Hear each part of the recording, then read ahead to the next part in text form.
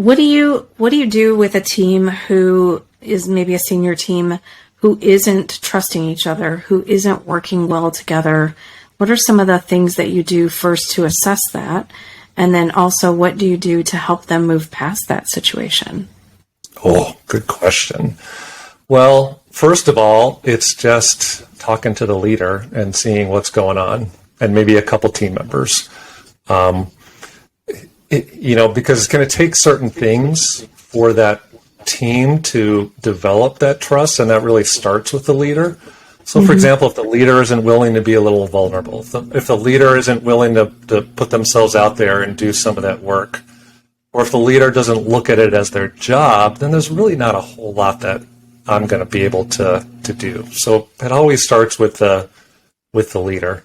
And then as far as trust goes, I use various assessments. For example, I use some Patrick Lencioni assessments and his 5 behaviors assessment. One of those is on trust. I love using that with teams because what you get out isn't me saying anything, it's them saying it for themselves, like specific behaviors and how things come out in meetings.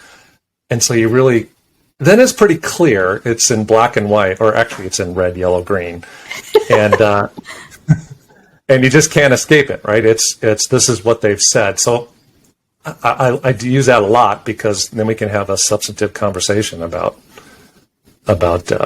what the situation is and what needs to be done. And then and then going back to that assessment, just sharing, hey, here are the behaviors that we said we're not very good at as far as trust goes. Right. We don't say, I'm sorry. We don't ask for help. We don't offer ideas. We're more concerned about what other people think are going to respond.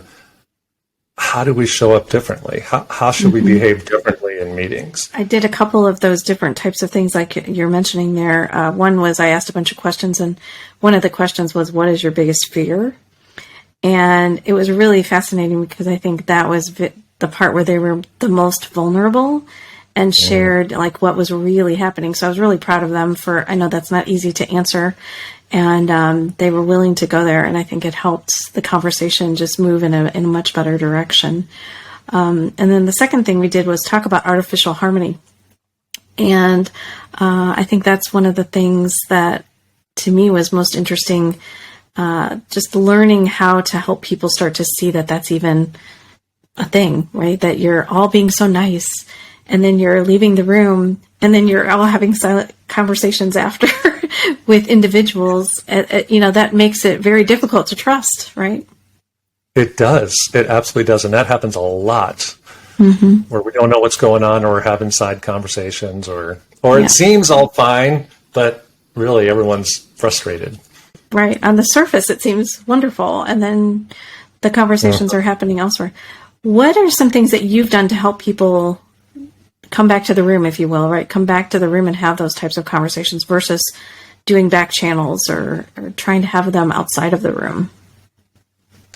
Well, I think that's where the value of something like a retreat really comes into play, where you have some dedicated time where we're not leaving. We're staying, and even setting some rules of engagement ahead of time is helpful. We've got to work on the team. And so, we're spending this day to have these conversations, and I don't want to say there's no escape from it, but there's no escape from it. Like we need to have some of those conversations, but I think it's a gradual process. Like we're not starting with some of the deeper questions and what's going on in the team. And it may be, depending on where the team's at, ramping up to it. But at some point, it's poking at the conversation and just asking, like, what do people need from each other out of this team? And what do we need to be a better team, and to have those types of conversations? And inevitably, here's what I found, is inevitably they start to come out from enough people, and there's almost a feeling of, it can be uncomfortable, but there's almost a feeling of, okay, I'm glad we're doing something because I was about to leave. Or this is just silly. I don't like working here. It doesn't even feel like we're a team. So So I'm glad, even though it's uncomfortable, it feels like we're moving forward finally.